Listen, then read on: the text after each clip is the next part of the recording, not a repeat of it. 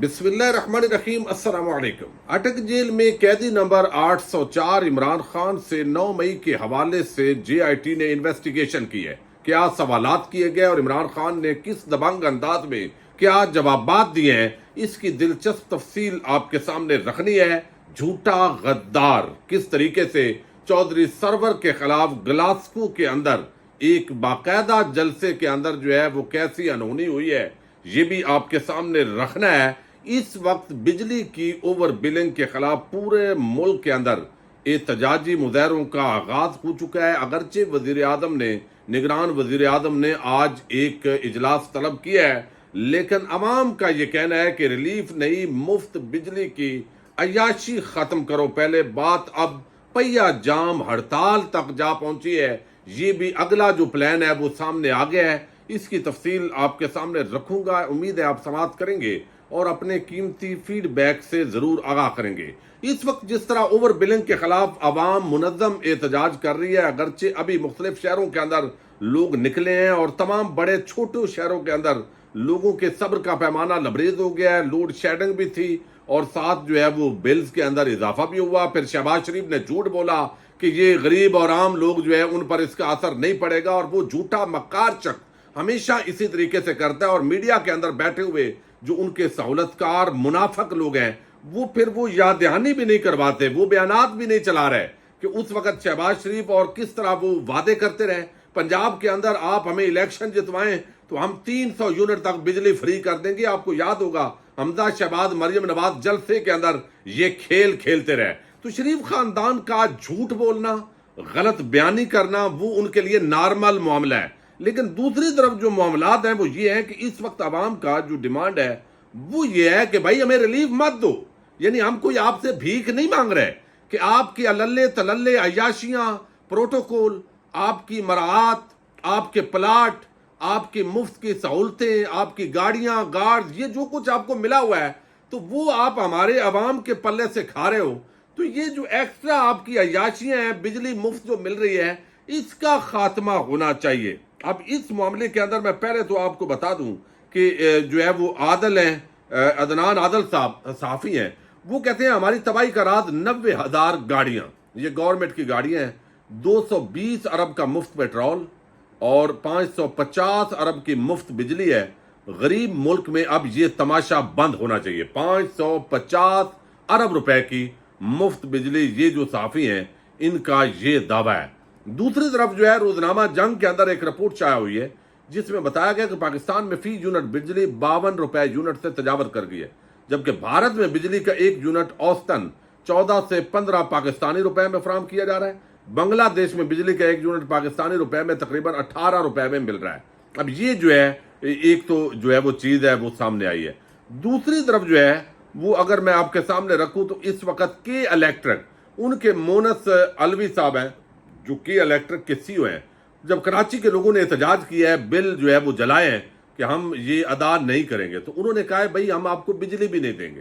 تو عوام کو اب بجلی نہ دینے کی جو دھمکیاں ہیں وہ ڈائریکٹ جو کمپنیوں کے سی او ہیں وہ اب دینا شروع ہو گئے ہیں۔ لیکن میں نے جو آپ کے سامنے چیز رکھنی ہے وہ یہ ہے کہ اس وقت وہ یہ ایک جو کمیٹی ہے پبلک اکاؤنٹس کمیٹی، اس کے اندر نور عالم وہ انہوں نے باقاعدہ طور پر گریڈ 17 سے 22 تک کے جو افسران تھے ان کی جو سرکاری بجلی مفت مل رہی تھی، چند مہینے پہلے انہوں نے ایک اجلاس کے اندر اس کو ختم کرنے کی باقاعدہ حکم دیا، لیکن اس پر عمل درآمد نہیں ہوا۔ آج جو وزیر اعظم کی سربراہی میں اجلاس ہو رہا ہے اس کے اندر بھی ایسا اعلان ہوگا لیکن اس پر عمل نہیں ہوگا۔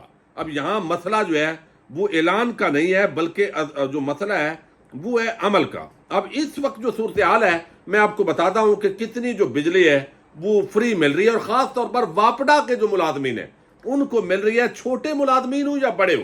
ہمیں بڑی ہمدردی ہے بھئی، ان کو تنخواہوں کے اندر مناسب آپ اضافہ کریں جس طرح مہنگائی بڑھ رہی ہے، لیکن یہ نہیں ہو سکتا کہ آپ بجلی کے یونٹ ان کو فری دیں اور وہ پوری عوام کے کھاتے میں ڈالیں۔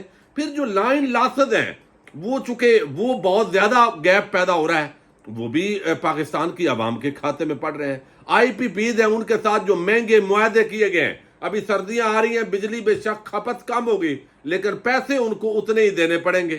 یہ بڑی گیمیں ہیں۔ پھر مفت کے اندر جو عیاشیاں ہیں وہ ججز ہوں، جرنیل ہوں، سیاستدان ہوں، پارلیمنٹ لاجز ہوں، یا وہ پارلیمنٹ ایوان صدر ہو، یا وہ بجلی کے محکمے کے لوگ ہوں، جہاں جہاں مفت بجلی مل رہی ہے بھائی اس کا خاتمہ ہونا چاہیے۔ عوام یہ ڈیمانڈ کر رہی ہے کہ بھائی ہمیں ریلیف مت دو، یہ ڈرامے بازی کے ادھر سے ہم ریلیف دے کے دوسری طرف جو ہے وہ پیٹرول کی مد کے اندر جو ہے وہ ایک نیا بم پھوڑ دو۔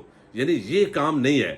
آپ یہ کیوں اس کے اندر جو ہے وہ اشرافیہ، بدماشیہ اور عام ملازمین بھی ہوں تو ان کو یہ سہولت کیوں دو رہے ہیں؟ اب یہ خبر یہ ہے اس کے اندر بتا رہے ہیں کہ جو ہے وہ توانائی کے شعبے سے وابستہ، یعنی یہ بجلی جو محکمہ برقیات ہے اس کے سرکاری اداروں کے ملازمین آئندہ سال بھی مفت بجلی کے مزے لوٹیں گے۔ رپورٹ کے مطابق ملازمین آئندہ سال 11 ارب روپے سے زائد، جبکہ ماہرین کے مطابق تقریباً 15 ارب روپے سے زائد کی مفت بجلی استعمال کریں گے۔ گزشتہ سال ان ملازمین نے 8 ارب روپے سے زائد کی مفت بجلی استعمال کی۔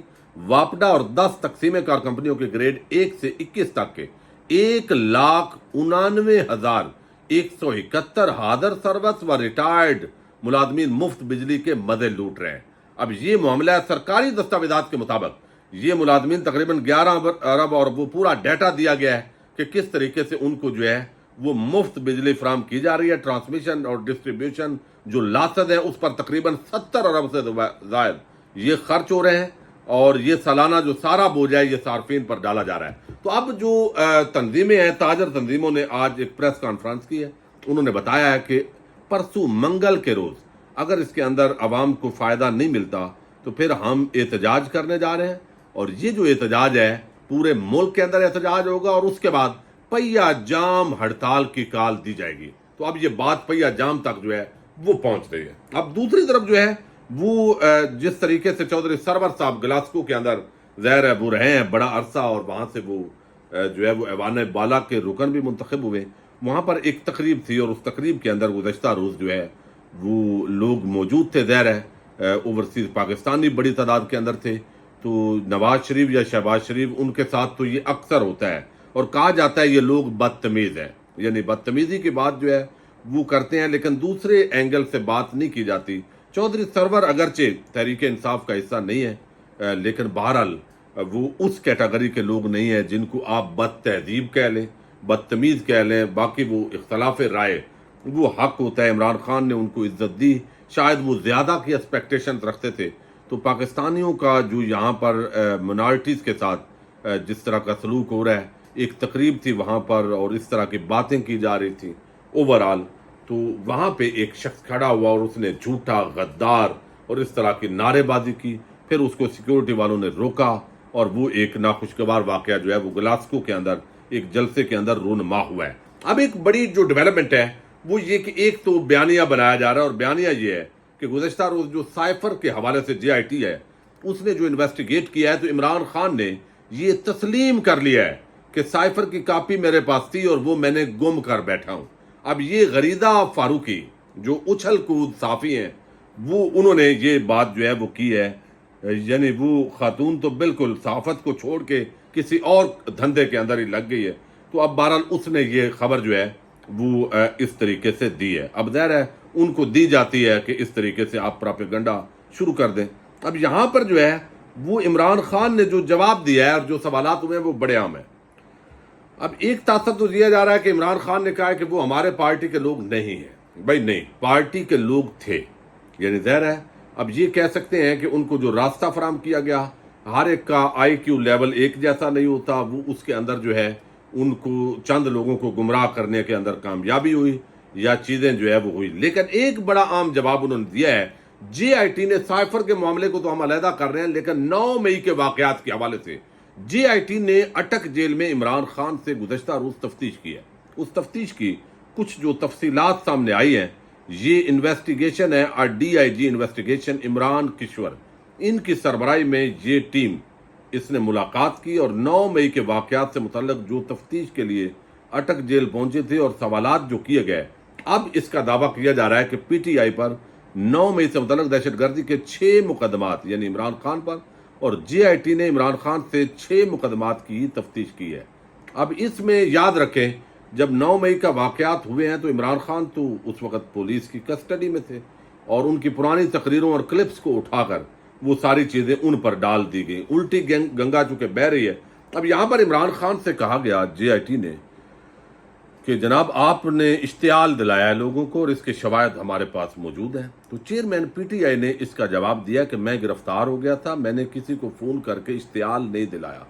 پھر ان سے سوال کیا JIT نے عمران خان سے کہ لوگ جو ہے آپ کی گرفتاری ہوئی اسلام آباد ہائی کورٹ سے, اور لوگ جو ہے وہ کنٹونمنٹ یعنی فوجی علاقوں کے اندر کیوں گئے, یہ وہ سوال ہے. یقیناً اب اس پر جو عمران خان نے جواب دیا یہ وہی جواب ہے جو ایک نیچرل جواب ہے. انہوں نے کہا کہ جنہوں نے لوگوں کو پکڑا تھا وہ انہی کی طرف جانا تھا, یعنی جنہوں نے مجھے بھی گرفتار کیا تو لوگ انہیں پکڑتے, یعنی آپ پکڑتے پولیس والے تو وہ لوگ تھانوں کی طرف جاتے, وہاں پر پرامن احتجاج کرتے. JIT نے پھر سوال کیا کہ ایسی ویڈیوز اور کلپس موجود ہیں جن میں مظاہرین آپ کا نام لیتے نظر آ رہے ہیں.